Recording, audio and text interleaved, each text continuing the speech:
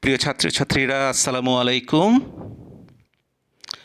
Today it is the continuation of our lecture class on serum electrolytes. This is the second class.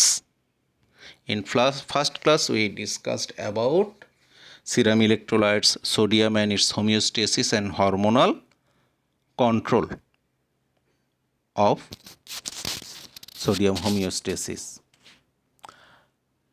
This is the last hormone, antidiuretic hormone, which is released from posterior pituitary gland.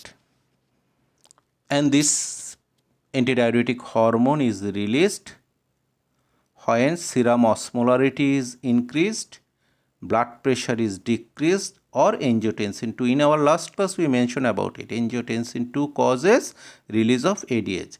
So we will have to remember these three: serum osmolarity increase, decreased blood pressure, angiotensin 2. These three causes stimulation of ADH secretion. This ADH has two main functions. Number one, it causes vasoconstriction, systemic vasoconstriction, whole body. It will causes vasoconstriction. Number two, it will increase water reabsorption in the distal tubule. So both of these will causes increase blood pressure.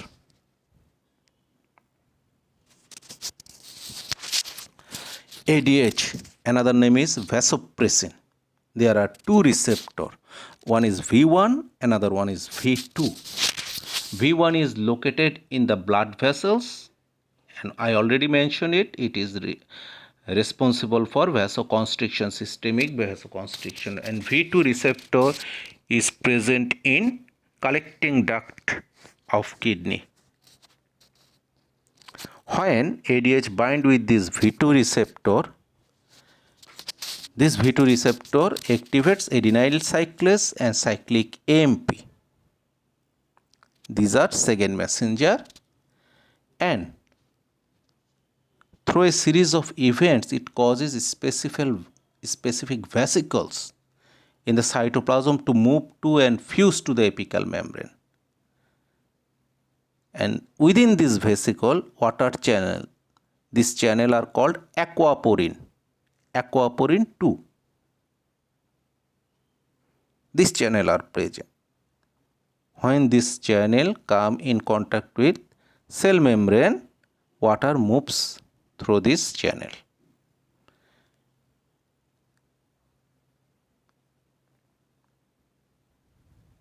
Have you seen? Just look. ADH comes, binds ATP, cyclic AMP, protein kinase. Here the vesicles that moves to the cell membrane and water passes through it. This is the water. This water enters. Yes. H2O. A very good zip file this is.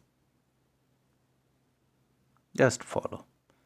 ADH comes, bind with basolateral surface, protein kinase A moves vesicles to the apical membrane, water enters.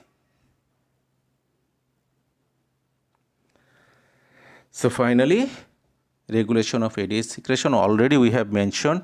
Increased plasma osmolarity, decreased blood volume, decreased blood pressure, and angiotensin 2. It causes increased ADH. And opposite thing, decreased plasma osmolarity, increased blood volume, increased blood pressure causes decreased ADH secretion.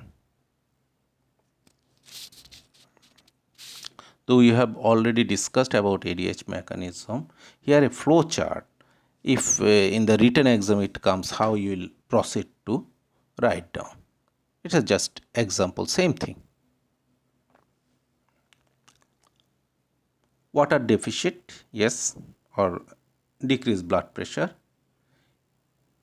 Increase osmotic pressure in the ECF. Osmoreceptor stimulation will occur.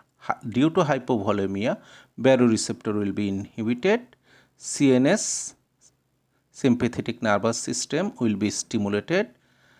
Renin, angiotensin, aldosterone system will be activated, and angiotensin 2 will be released. will be more and more in blood. So ultimately, osmoreceptor stimulation and angiotensin II both causes increased thirst and ADH secretion, and they causes water retention in the body and ECA volume will be restored. Now our next topic, hyponatremia. Actually the name of sodium is natrium, probably in Latin, probably just confused now, probably in Latin it is called natrium. So hyponatremia, hypo always means low, hyper always means high, hyper, hypo means low sodium, hyponatremia. And all of you know what's the sodium level, 135 to 145 milliequivalent weight per liter.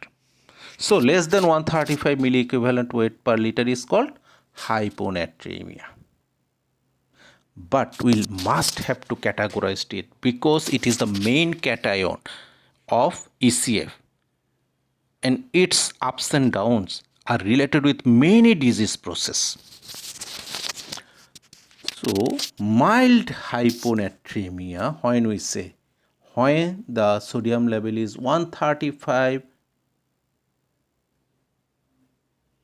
to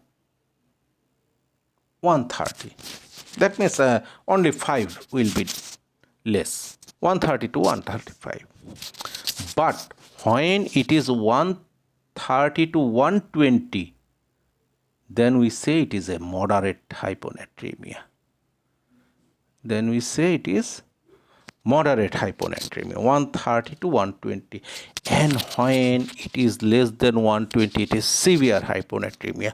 Very, very, very careful regarding this severe hyponatremia. It will causes brain damage, permanent brain damage. It may causes coma and death. Very dangerous, severe hyponatremia. Its treatment is also a problematus. You rapidly, with hurriedly, you can't go for it. It is the common electrolyte disorder of the hospitalized patient. That means hospitalized patient, among 15 to 22% patient you will get hyponatremia. It's a huge rate. For classify hyponatremia and to find out the causes of hyponatremia, we have to know the plasma osmolality. In water balance chapter, Sadia ma'am will discuss details about it. I'm just going a very gist, very precise about plasma osmolarity.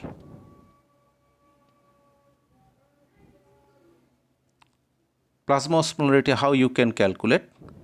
2 into sodium, blood urea nitrogen milligram per deciliter divided by 2.8 plus glucose milligram per deciliter divided by 18. And if you calculate it, you will find out that like 2 into sodium, 140 into or 135 into 2, 270. Glucose will be 5, 275. Blood urea nitrogen will be 78. That means average 280, 23 it remains. So normal range is 275 to 290 milliosmol per kg. Very important, very important. You'll have to keep in your mind this thing.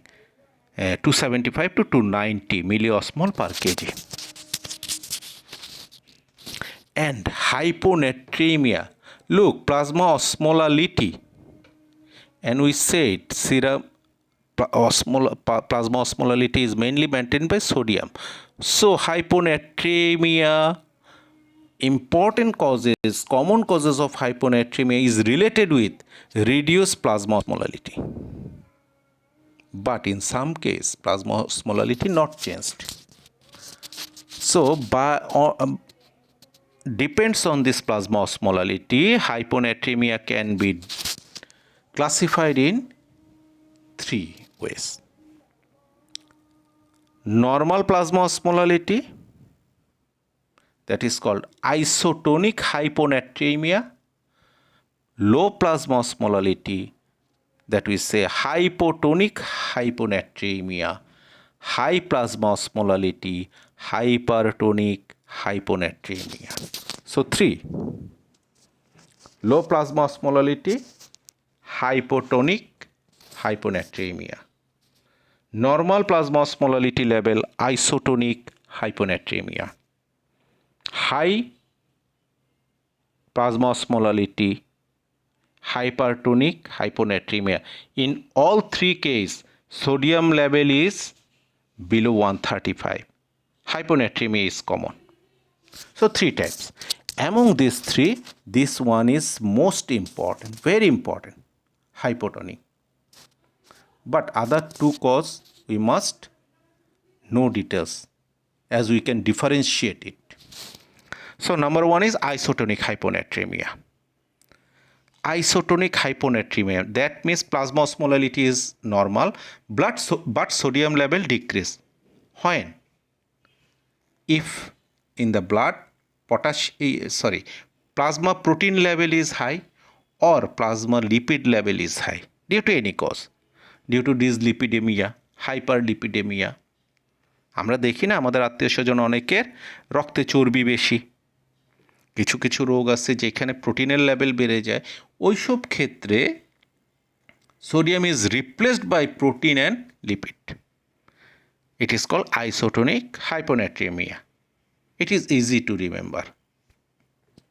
Now come hypertonic hyponatremia. Look, tonicity increase, plasma osmolality increase rather decrease. তো কী কারণে increase হতে পারে? যখন প্লাজমাতে অসমোটিক্যালি active পার্টিকেলের পরিমাণ বেশি থাকবে, সবচেয়ে common কোনটা আছে? গ্লুকোজ। তার মানে diabetic patient, hyperglycaemia, very common cause.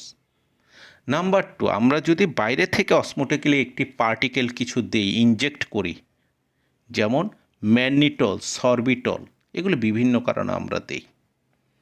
Radio contrast agent, কারো কিডনিতে একটা কেইউবি করা হবে কিংবা একটা কিডনির মধ্যে ওই কন্ট্রাস্ট এক্সরে করা হবে, তখন আমরা যদি তাকে আইভির মাধ্যমে কন্ট্রাস্ট, এইটা খুব রেয়ার, এই জিনিসগুলো রেয়ার। শুধু আমরা মেইনলি খেয়াল রাখবো ডায়াবেটিক পেশেন্টের ক্ষেত্রে হাইপারটোনিক হাইপোনাট্রিমিয়া হতে পারে, এটা ইম্পর্টেন্ট 1 নাম্বারটা। আর এখানে যখন আইসোটোনিক পাবো তখন হলো হাইপারপ্রোটিনেমিয়া, হাইপারলিপিডেমিয়া। এখন আসি আমরা মেইন কোজে, হাইপোটনিক হাইপোনাট্রিমিয়া। এটার কজ কি? ইয়েস, হাইপোটনিক হাইপোনাট্রিমিয়া, এটার সাথে ব্লাড ভলিউমের একটা সম্পর্ক আছে। প্লাজমা অসমোলালিটি কমে গেছে, সোডিয়াম কমে গেছে, সাথে কি ভলিউম কমে গেছে? ভলিউম কি নর্মাল আছে? ব্লাড ভলিউম, ভলিউম কি বেড়ে গেছে? তাহলে এখানেও 3টা, ঠিক আছে? তাহলে hypotonic, that mean plasma osmolality কমলো, হাইপোনাট্রিমিয়া হলো, সাথে ভলিউমও কমে গেছে। This is the most common and very important cause. Number 2, hypotonic এবং hyponatremic, but plasma volume, blood volume normal আসছে, আর এখানে ব্লাড ভলিউম উল্টো আরও বেড়ে গেছে। আচ্ছা, ব্লাড ভলিউম বেড়ে যাওয়ার কারণ মাথায় সবসময় রাখবা ফেলিওর। শরীরে 3টা বড় অর্গানের failure. Number 1 is heart failure. Heart failure হলে কী হয়? শরীরে পানি জমে যায়, ভলিউম বেড়ে যাবে। Liver failure, kidney failure. তাহলে এই 3টা ফেলিওর মনে রাখলেই হবে, heart failure, liver failure, kidney failure. তখন আমরা এটার নাম কি দিব? Hyper volumic hypotonic hyponatremia. Hyper volumic hypotonic hyponatremia. আচ্ছা, এবার আসো ইউ ভলিউমিক।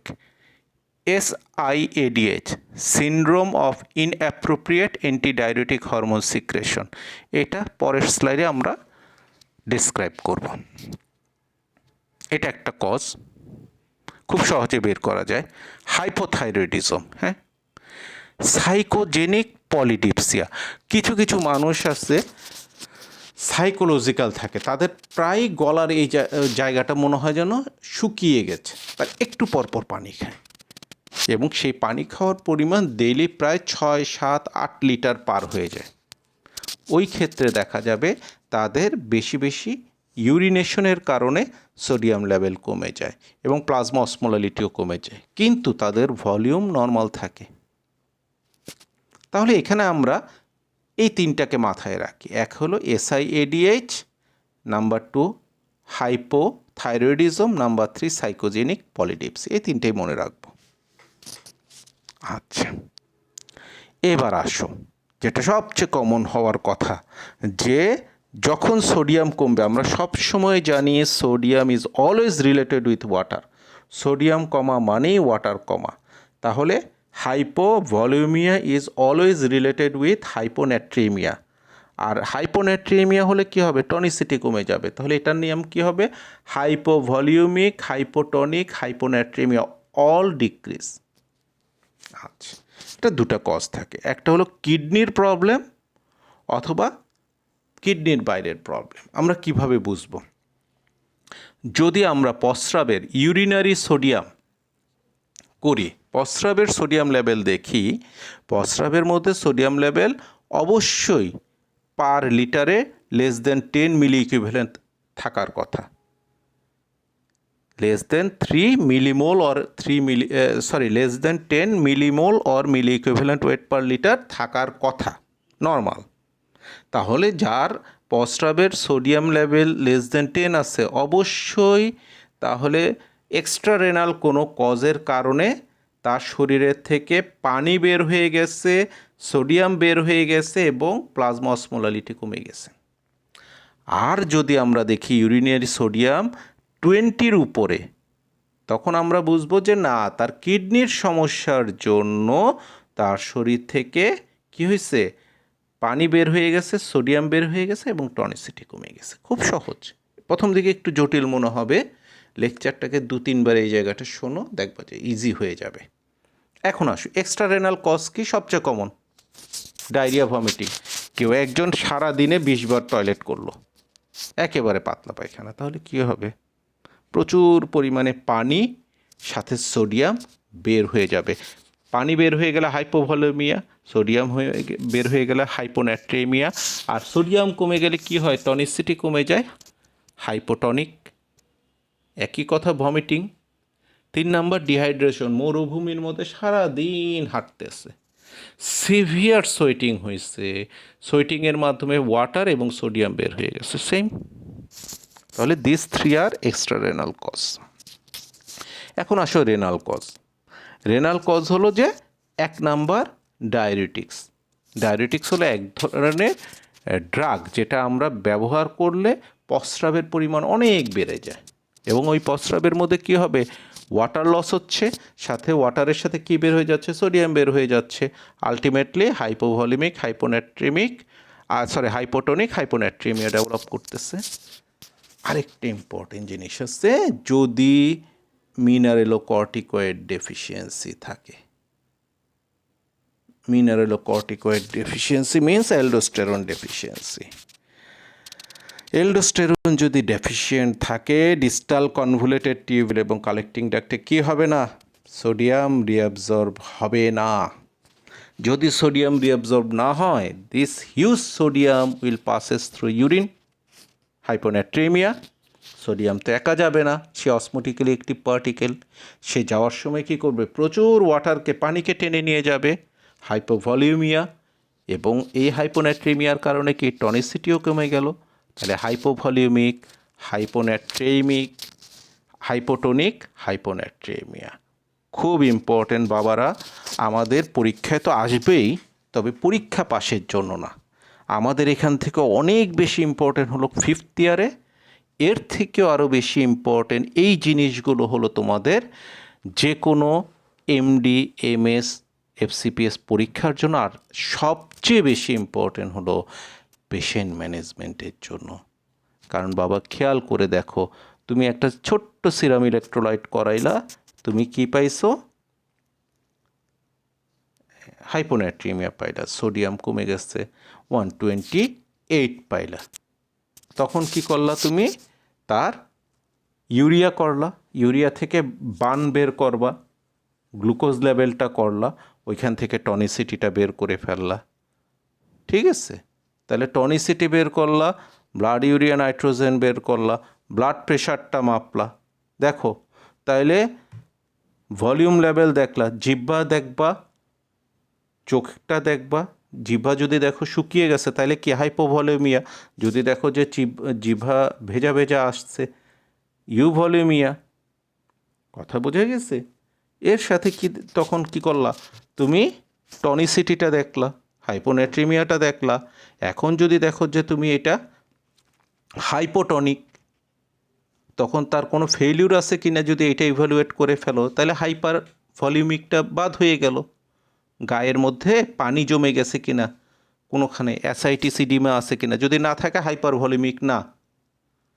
ঠিক আছে? তার বমি, ডায়রিয়া, ডিহাইড্রেশনের হিস্ট্রি আছে কিনা, যদি না থাকে এক্সট্রা রেনাল কজ বাদ। এবার তুমি যখন কোনো ডায়াবেটিক্স পাইছে কিনা এগুলো যদি না পাও, তখন তোমার মাথায় কী আসবে? তার এল্ডোস্টেরন। তখন তুমি আবার টেস্ট করতে দিবা তার এল্ডোস্টেরন লেভেল। যদি কম পাও তাহলে বের করে ফেলা যে এটা একটা হাইপোভলিউমিক, হাইপোটনিক, হাইপোনাট্রিমিয়া, এবং তুমি অ্যাকর্ডিংলি ট্রিটমেন্ট করবা। এই জিনিসটা যে জানবে না, সে কি কোনো দিন ট্রিটমেন্ট করতে পারবে? আন্দাজে কী কারণে এল্ডোস্টেরন সাপ্লিমেন্ট দিতে যাবে?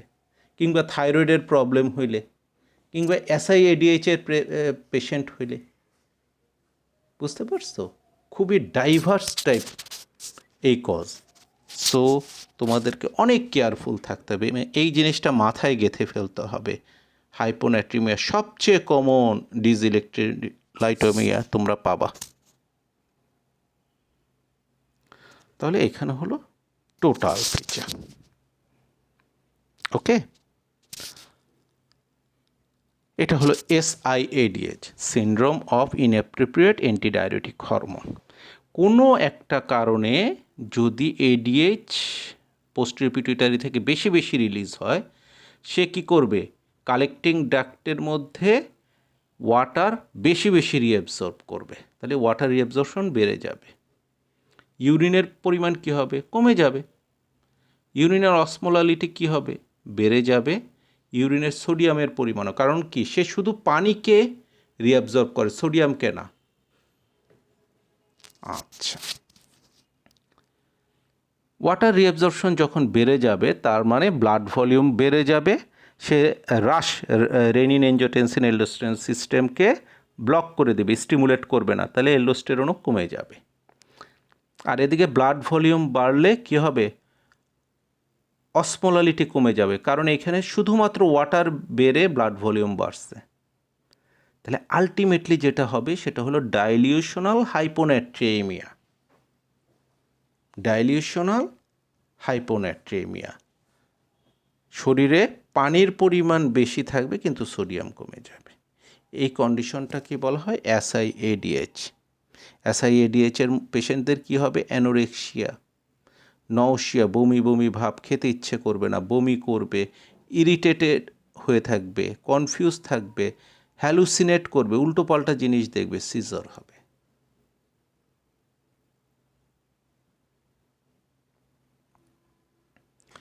এটা হলো হাইপোনাট্রিমিয়ার ক্লিনিক্যাল ম্যানিফেস্টেশন। খেয়াল রাখতে হবে, যদি 125 থেকে 130 মানে মডারেট লেভেলে যায়, তখনই দেখা যাবে পেশেন্ট প্রচণ্ড দুর্বল হয়ে পড়বে, মাথা ব্যথা করবে, বমি বমি লাগবে। যদি অনেকক্ষণ মনে করো সারাদিন গরমের মধ্যে ক্রিকেট খেলে বিকেলের দিকে মনে করো পানি টানি ঠিক মতো খায়নি, জুস খায়নি, ড্রিঙ্কসগুলো খায়নি, মানে ইলেকট্রোলাইট সোডিয়াম পায়নি, সেই ক্ষেত্রে কী হয়? মাথা ব্যথা করে না, প্রচণ্ড দুর্বল, গা ব্যথা করতে থাকে, একটা বমি বমি ভাব আসে। আর যদি এটা ক্রিটিক্যাল লেভেলে চলে যায় 120, 125-এ, তখন এর সাথে কী হবে? কনফিউশন, সিজার, খিঁচুনি হবে প্রচণ্ড এবং কমাতে চলে যাবে। এইখান থেকে কিন্তু পেশেন্ট ফেরানো কঠিন হয়ে পড়ে। এইবারে যে আমরা একটা মহামারীতে যাচ্ছি, করোনা মহামারী, এই মহামারীর একটা মানে অল্টার্ড একটা সিনড্রোম হলো কি লুজ মোশন। আমরা কিন্তু চিটং একজন ডাক্তারকে হারিয়েছি, ইয়াং ফিমেল ডক্টর গাইনোকোলজিস্ট। ওনার ঠিক এই জিনিসটা হয়েছিল, বাসায় ট্রিটমেন্ট নিচ্ছিলেন, খেয়াল করেননি, লুজ মোশনের কারণে ওনার হাইপোনেট্রিমিয়া সিভিয়ার লেভেলে চলে যায়, যেখান থেকে ওনার কনফিউশন হয় এবং হাইপোনেট্রিমিক সিজার ডেভেলপ করে, ভেরি আনইউজুয়াল। ওনাকে পরে আইসিইউতে এনেও সেভ করা যায়নি। তাহলে আমরা জানি সোডিয়াম কমে গেছে, কিন্তু কতটুকু কমলো বা কি কমলো, কিভাবে আমরা রিপ্লেস করব, এটা একটা বোঝার সূত্র আসছে। এটাকে বলা হয় সোডিয়াম ডেফিসিট। আমরা সোডিয়ামের কম মাত্রা রাখবো যে 130, এরপরে বাকিটা মুখ দিয়ে সাপ্লিমেন্ট করব, 130 পর্যন্ত এনে দিয়ে বাকি আমরা মুখে দিয়ে দিব। তাহলে সোডিয়াম ডেফিসিট আমরা ক্যালকুলেট কিভাবে করব? 0.6 weight in KG desired sodium, that means 130 millimole per litre, minus actual, মনে করো কারো এখন যদি থাকে 120, তাহলে কি হবে? 130 minus 120 equal to 10, 10 into 0.6 equal to কত? 6, আর 50 কেজি হলে 50 ইন্টু 6 300 মিলি ইকুইভ্যালেন্ট ওয়েট। এখানে ওরা 123 দিছে দেখে এটা আসছে।